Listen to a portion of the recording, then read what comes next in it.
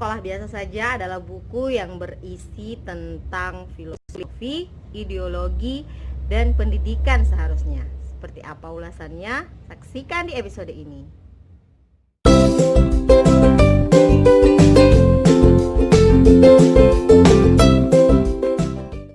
Hai semuanya, ketemu lagi dengan Ami dalam Ami Mengulas Buku. Semoga di hari Jumat ini kalian semua tetap dalam kondisi sehat dan bersemangat. Nah, hari ini saya akan mengulas buku berjudul Sekolah Biasa Saja, karya Pak Toto Raharjo yang merupakan pendiri dari Sanggar Anak Alam, sebuah sekolah alternatif yang ada di Bantul, Yogyakarta. Buku ini bercerita tentang filosofi, ideologi dan praktek pendidikan yang dilaksanakan di Salam atau Sanggar Anak Alam tersebut. Kelas layaknya oasis, menjadi tempat yang teduh dan juga sumber air di padang pasir untuk melepas lelah. Mestinya juga sekolah merupakan tempat di mana orang-orang dapat memuaskan dahaga keingintahuannya, mewujudkan impian-impian dan imajinasi kekaryaannya. Tulisan itu akan kita dapati pada bagian sekolah dan taman. Ya, di sini penulis menekankan bahwa idealnya pendidikan itu adalah sebuah taman di mana memberikan kita sebagai sosok pembelajar yang hadir dalam suasana yang nyaman, bukan dalam kondisi yang tertekan, bahkan merasa terpenjara sehingga tidak ada harapan untuk berkembang. Nah, di bagian ini penulis membawa kita untuk mengenal 3 sosok dunia yang dikenal khususnya dalam bidang pendidikan, yaitu Tagore, Ki Hajar Dewantara, dan Julius Nyerere. Nah, jika kita banyak memahami dan membaca tentang 3 sosok pendidik yang saya sebutkan tadi, maka kita akan lebih paham bahwa sebenarnya sekolah itu bukan perusahaan. Apalagi kalau kita memahami bahwasanya sekolah adalah waktu senggang, berasal dari kata skole atau sekolah. Saya pernah juga mengulasnya di ulasan buku berjudul Sekolah Itu Candu.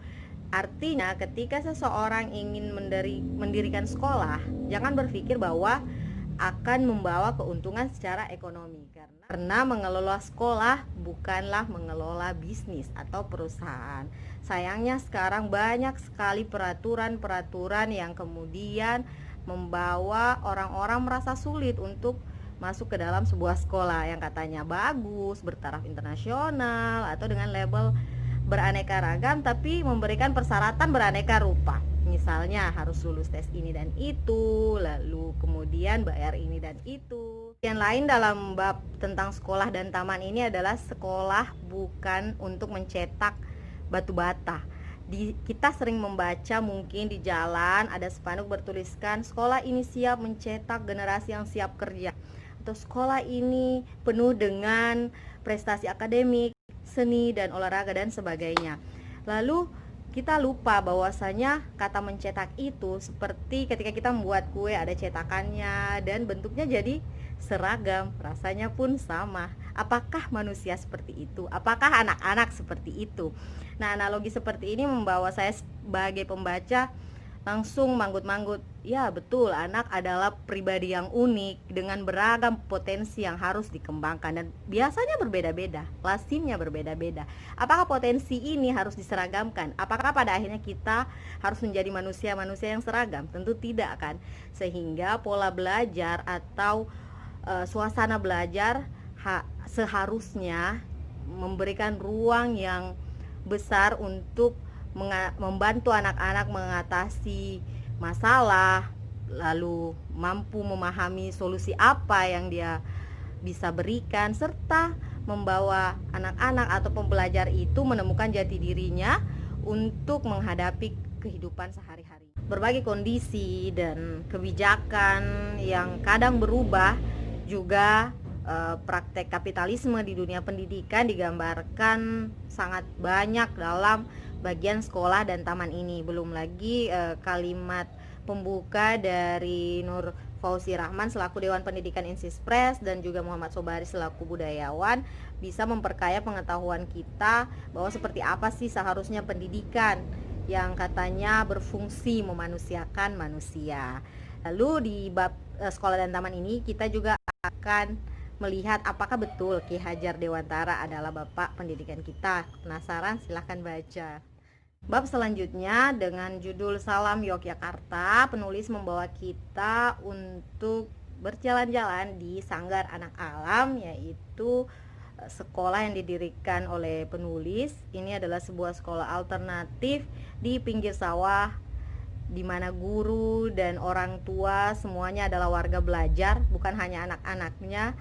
Lalu ada pelibatan masyarakat, tentu saja pedagogi yang memerdekakan, tidak ada mata pelajaran, apalagi tidak ada istilah guru, yang ada hanyalah fasilitator. Dan untuk pengenalan tentang salam saya sudah ulas di buku berjudul Sekolah Apa Ini. Jadi buku itu juga tentang Sanggar Anak Alam yang ditulis oleh Garna Titi selaku orang tua dan juga fasilitator di Salam. Nah, itu saya ulas di Ami Mengulas Buku episode pertama, dan sekarang kita sudah ada di episode 27. Sebagai pembaca, kita akan sangat takjub dengan konsep belajar dan pedagogi yang memerdekakan yang disebutkan tadi yang terjadi di Salam, di mana tidak ada mata pelajaran, yang ada adalah riset. Justru dengan riset ini semua mata pelajaran itu bisa terinclude dan tentunya akan sangat berguna dalam kehidupan sehari-hari.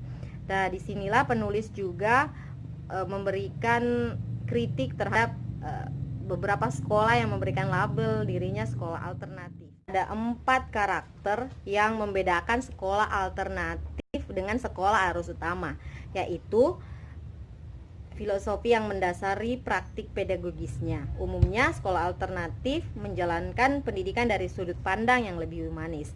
Lalu yang kedua adalah berorientasi pada anak, di mana sekolah semacam ini tentu membangun proses pendidikan yang menghargai peserta sebagai individu yang sedang bertumbuh. Lalu ketiga adalah pendekatan holistik dalam proses pembelajaran, serta terjalin hubungan yang demokratis antara guru, murid, dan orang tua. Secara ringkas, pendidikan alternatif ini memimpikan sistem yang memerdekakan. Sayangnya masih banyak tantangan. Contohnya, tantangan ini sulit diterima oleh banyak orang, bahkan mendapatkan dukungan pemerintah juga sulit. Oleh karena itu, yang memang tertarik dengan sistem seperti ini sejatinya memberikan dukungan nyata tentang inisiatif penting ini. Buku ini tentu akan memperkaya hasanah pengetahuan kita dan daya kritis kita untuk mencermati pola pengembangan kurikulum dan pendidikan di negeri ini, sehingga kita berpikir bahwa praktik-praktik apa saja sih yang kiranya bisa memerdekakan dan memberikan kontribusi nyata buat sekeliling kita.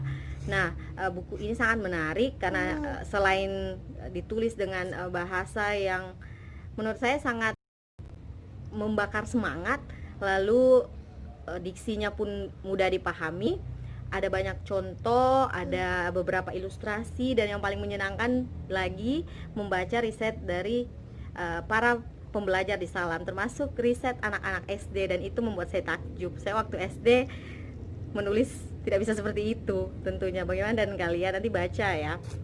Lalu saran kedepannya mungkin ada buku khusus oleh orang tua yang terlibat sebagai warga pembelajar di Salam, karena saya pikir akan menarik, bukan orang tua biasa yang ingin menyekolahkan anaknya di sana, orang tua yang juga berpikir bahwa anaknya harus belajar secara merdeka. Buku ini sangat keren dan wajib dibaca oleh siapapun yang ingin mengembangkan pendidikan di negeri ini.